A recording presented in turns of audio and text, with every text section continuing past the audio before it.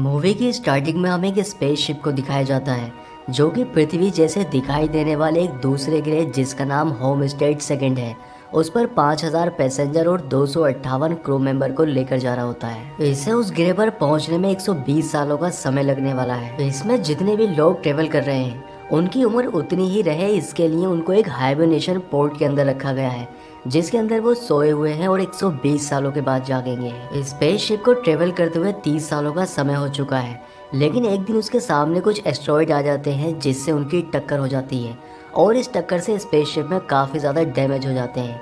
लेकिन ये बहुत एडवांस टेक्नोलॉजी का स्पेसशिप होता है क्योंकि इसके अंदर ऑटोमेटिक रिपेयरिंग सिस्टम होता है और टक्कर के बाद ये अपने ऑटोमेटिक रिपेयरिंग सिस्टम को ऑन कर देता है जिससे ये खुद से ही रिपेयर हो जाता है। लेकिन इस टक्कर से एक पैसेंजर जिसका नाम जिम है उसके हाइबरनेशन पोर्ट में कुछ खराबी आ जाती है, इसलिए वो 30 साल की नींद के बाद जाग जाता है। अब जागने के बाद जिम सबसे पहले उस मीटिंग हॉल में पहुंचता है जहां पर जागने के बाद सभी पैसेंजर को एक साथ इकट्ठा होना था, पर इस मीटिंग हॉल में कोई भी नहीं होता है। लेकिन इस रूम का एआई सिस्टम ऐसे बिहेव कर रहा था जैसे कि सभी पैसेंजर जाग चुके हैं। अब जिम को शक होने लगता है कि जरूर कुछ गलत हुआ है, इसलिए वो बाहर जाकर बाकी पैसेंजर को ढूंढने लगता है। लेकिन काफी ढूंढने के बाद भी उसे स्पेसशिप में कोई दूसरा पैसेंजर नहीं मिल पाता है, इसलिए जिम काफी परेशान हो जाता है और कंट्रोल रूम की ओर भागता है। लेकिन कंट्रोल रूम को क्रू मेंबर की आईडी के बिना एक्सेस कर पाना मुश्किल था। अब वो सिस्टम से अपने स्पेसशिप की लोकेशन पता करने की कोशिश करता है। तब उसे पता चलता है कि अभी स्पेसशिप ने सिर्फ 30 साल का ही सफर तय किया है, यानी कि अभी 90 साल का सफर बाकी है। इस बात से जिम काफी परेशान हो जाता है, इसलिए वो पृथ्वी पर कांटेक्ट करने की कोशिश करता है। लेकिन वो ये जानकर और भी ज्यादा हैरान हो जाता है कि उसके मैसेज को पृथ्वी तक पहुंचने में 55 साल का समय लगेगा। अब वो निराश होकर इधर उधर घूमने लगता है, लेकिन तभी उसकी नजर एक आदमी को पड़ जाती है, इसलिए वो उस आदमी को देखकर बहुत खुश हो जाता है और उसके पास चला जाता है। लेकिन उससे बात करके उसे पता चलता है कि वो कोई आदमी नहीं है बल्कि एक रोबोट है जिसका नाम अर्थर है। अर्थर इंसानों की तरह ही बात कर सकता है पर उसके अंदर कोई फीलिंग्स नहीं है। इसके बाद जिम खाना लेने के लिए मशीन के पास जाता है, लेकिन मशीन उसे नॉर्मल टाइप का खाना देती है क्योंकि वो एक थर्ड क्लास पैसेंजर है। जिम टूल्स की मदद से अपने हाइबरनेशन पोर्ट को सही करने की भी कोशिश करता है, लेकिन वो उसको सही नहीं कर पाता है। जिम अर्थर से कहता है कि वो इस स्पेसशिप पर फंस चुका है और अकेले ही मर जाएगा, लेकिन अर्थर उसे समझाने लगता है कि इंसानों की यही कमी है कि जो उनके पास नहीं है उनको वही चाहिए होता है। इंसानों को जो मिलता है वो उसमें कभी खुश नहीं होते हैं। अर्थर की बातों से जिम काफी मोटिवेट हो जाता है और अकेले ही जीना सीख लेता है क्योंकि यहाँ पर खुद को एंटरटेन करने के लिए सब कुछ होता है। इसके साथ ही स्पेसशिप पर जिम अलग अलग तरह के पौधे भी उगा सकता है। लेकिन एक समय के बाद जिम ये सब करते हुए भी बोर हो जाता है और उसे अकेलापन महसूस होने लगता है, इसलिए वो एक दिन सुसाइड करने का फैसला करता है। लेकिन भागते समय उसका पैर फिसल जाता है और वो गिर जाता है। यहाँ पर वो एक हाइबरनेशन पोर्ट को देखता है जिसके अंदर एक अरोरा नाम की लड़की होती है।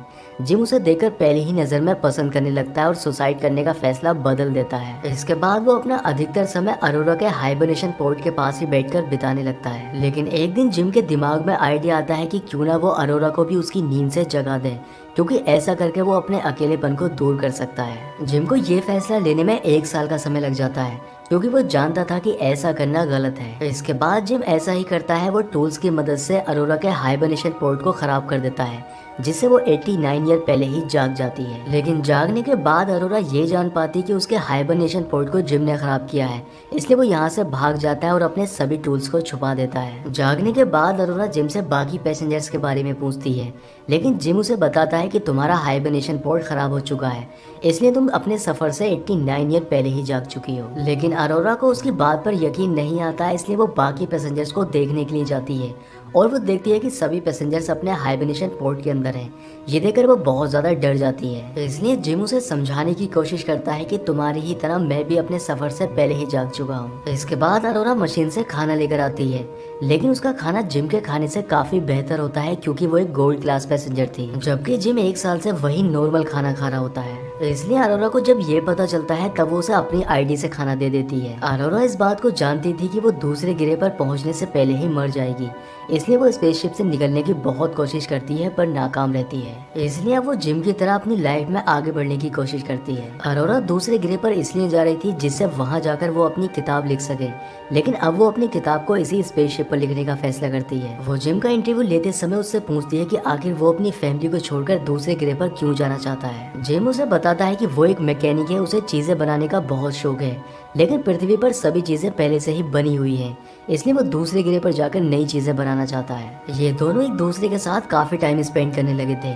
इसलिए ये दोनों ही एक दूसरे को पसंद करने लग जाते हैं। एक दिन अरोरा का बर्थडे होता है और जिम उसके बर्थडे को सेलिब्रेट करने लगता है। जिम ये फैसला करता है कि आज उसके बर्थडे वाले दिन वो उसको शादी के लिए प्रपोज कर देगा, लेकिन अर्थर अरोरा को ये बता देता है कि उसका हाइबरनेशन पॉड जिम ने खराब किया था। ये सुनकर अरोरा को बहुत बुरा लगता है क्योंकि उसे जिम से ये उम्मीद नहीं थी, इसलिए अब वो उससे बात भी करना बंद कर देती है। एक रात जब जिम सोया हुआ था तब वो उसके पास आकर उसको बुरी तरह से मारने लगती है। वो उसको जान से ही मारने वाली थी, लेकिन वो खुद पर कंट्रोल कर लेती है। अगले सुबह जिम अपनी गलती मान लेता है और वो अरोरा को बता देता है कि तुम्हारा हाइबरनेशन पॉड मैंने ही खराब किया था, लेकिन ये सब मैंने मजबूरी में किया क्योंकि मैं यहाँ पर बिल्कुल अकेला था। लेकिन अरोरा उसकी एक बात नहीं सुनती है और ये दोनों ही एक दूसरे से अलग हो जाते हैं। एक दिन जिम नोटिस करता है कि स्पेसशिप में कुछ खराबी आ रही है, लेकिन वो कुछ समय के बाद ठीक हो जाती है, इसलिए वो उस पर ज्यादा ध्यान नहीं देता है। अरोरा देखती है कि जिम ने 1 साल अकेले रहकर स्पेसशिप के अंदर एक पौधा उगाया है जो कि उसे बहुत पसंद आता है। जिम जब लिफ्ट में होता है तब अचानक में उसमें खराबी आ जाती है, इसलिए वो बड़ी मुश्किल से उससे बाहर निकलता है। दूसरी ओर अरोरा मशीन से खाना लेने के लिए जाती है, लेकिन मशीन में भी खराबी आ जाती है, इसलिए मशीन खाना बाहर फेंकने लगती है। अब इन्हें समझ नहीं आता है कि आखिर ये सब हो क्या रहा है, लेकिन तभी इन्हें एक आवाज आती है, इसलिए जब ये दोनों वहाँ जाकर देखते हैं तभी इन्हें पता चलता है कि स्पेसशिप का एक क्रू मेंबर जिसका नाम गश है वो भी अपने टाइम से पहले जाग चुका है। वो जिम से बाकी पैसेंजर्स के बारे में पूछता है, लेकिन जिम उसे बताता है कि सभी पैसेंजर्स अपने हाइबरनेशन पोर्ट के अंदर हैं। तुम्हारे हाइबरनेशन पोर्ट में खराबी आ चुकी है, इसलिए तुम पहले ही जाग चुके हो। इसलिए गश कंट्रोल रूम में जाकर स्पेसशिप के ऑटोमेटिक रिपेयर सिस्टम को ठीक करने की कोशिश करता है, लेकिन ऑटोमेटिक रिपेयर सिस्टम खराब हो चुका था, इसलिए वो फैसला करता है कि वो स्पेसशिप को मैनुअली ठीक करेगा। वो अरोरा के हाइबरनेशन पोर्ट को चेक करने लगता है और उसे पता चल जाता है कि इसको जिम ने खराब किया है, इसलिए वो उससे पूछने लगता है कि आखिर तुमने ऐसा क्यों किया। जिम उसे बताता है कि वो पिछले 1 साल से अकेला था। ये सुनकर गश उसे कुछ भी नहीं कहता है क्योंकि वो जानता है कि अकेला रहना कितना मुश्किल होता है। जबकि अरोरा गश से कहती है कि ये जानने के बाद तुम्हें जिम के ऊपर एक्शन लेना चाहिए, लेकिन गश उसे समझाने लगता है कि इसमें जिम की कोई गलती नहीं है क्योंकि यहाँ पर अकेले रहना सच में बहुत मुश्किल है। गश जब अपने रूम में आता है तब उसके मुंह से खून आ जाता है, इसलिए जब उसको मशीन में चेक किया जाता है तब पता चलता है कि उसके शरीर में 200 से भी ज्यादा बीमारी है जो कि उसके टिश्यूज को धीरे धीरे खत्म कर रही हैं। इसका मतलब ये था कि गश कुछ ही दिनों में मरने वाला है। अब मरने से पहले वो अपनी आईडी को उन दोनों को दे देता है जिससे वो पूरे शिप में कहीं भी जा सकते हैं। इसके साथ ही वो उनसे ये भी कहता है कि मेरे मरने के बाद तुम दोनों साथ रहना। इसके बाद गश की मौत हो जाती है। स्पेसशिप में इतनी ज्यादा खराबी आ चुकी थी कि स्पेसशिप का रोबोट अर्थर खुद को ही नुकसान पहुंचाने लगता है, इसलिए अरोरा उसको बंद कर देती है। अब ये दोनों ही एक साथ मिलकर स्पेसशिप को रिपेयर करने की कोशिश करते हैं, लेकिन तभी स्पेसशिप में एक होल हो जाता है जिससे ये दोनों ही बाहर की ओर खींचने लगते हैं। अब जिम उस होल को तो बंद कर देता है, लेकिन स्पेसशिप की पावर सप्लाई अनस्टेबल हो जाती है, इसलिए जिम लीवर खींचकर गेट खोलने की कोशिश करता है जिससे वो हीट को बाहर निकाल सके, लेकिन गेट नहीं खुल पाता है जिससे सारी एनर्जी स्पेसशिप के अंदर ही ट्रैप हो जाती है। इसलिए जिम स्पेस में जाकर टनल को बाहर से खोलने की कोशिश करता है।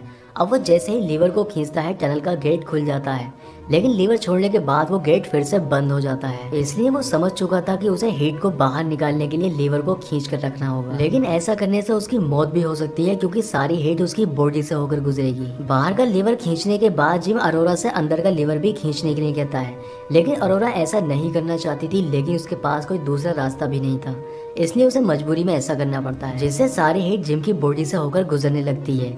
लेकिन तभी जिम का पैर फिसलता है और वो स्पेस में जाकर गिरता है। इसके साथ ही उसके स्पेस सूट से जो वायर बनी थी वो भी टूट जाती है, लेकिन तभी अरोरा उसे बचाने के लिए बाहर आ जाती है और उसे पकड़ने की कोशिश करती है, लेकिन काफी कोशिश के बाद भी वो उसे पकड़ नहीं पाती है और जिम उससे दूर जाने लगता है। एक पल के लिए अरोरा को ऐसा लगा कि उसने जिम को हमेशा के लिए खो दिया है, लेकिन तभी जिम की टूटी हुई वायर उसके हाथ में आ जाती है जिससे वो जिम को अपनी ओर खींच लेती है और उसको स्पेसशिप के अंदर ले जाती है। उस हीट की वजह से जिम का स्पेस सूट जल जाता है, इसलिए इतने लंबे समय तक स्पेस में रहने के बाद उसका शरीर पूरी तरह से जम चुका था। अब ओरा उसको एक मशीन में डालती है, लेकिन वो मशीन उसको स्कैन करने के बाद बताती है कि वो मर चुका है। लेकिन ओरा उस मशीन से जिम के सभी ऑपरेशन करने के लिए कहती है। ऑपरेशन करने के बाद जिम को होश आ जाता है और उसकी जान बच जाती है। जिम को जिंदा देखकर अरोरा बहुत खुश होती है। इसके बाद ये दोनों ही मिलकर स्पेसशिप को पूरी तरह से ठीक कर देते हैं। इसके साथ ही ये गश की बॉडी को भी सम्मान के साथ स्पेस में छोड़ देते हैं। जिम को एक एक्स्ट्रा हाइबरनेशन पॉड मिलता है जिससे इन दोनों में से कोई एक उसके अंदर जा सकता है। तो इसलिए जिम अरोरा से उस पोर्ट के अंदर जाने के लिए कहता है, क्योंकि उसने अपना अकेलापन दूर करने के लिए अरोरा का हाइबरनेशन पोर्ट खराब किया था।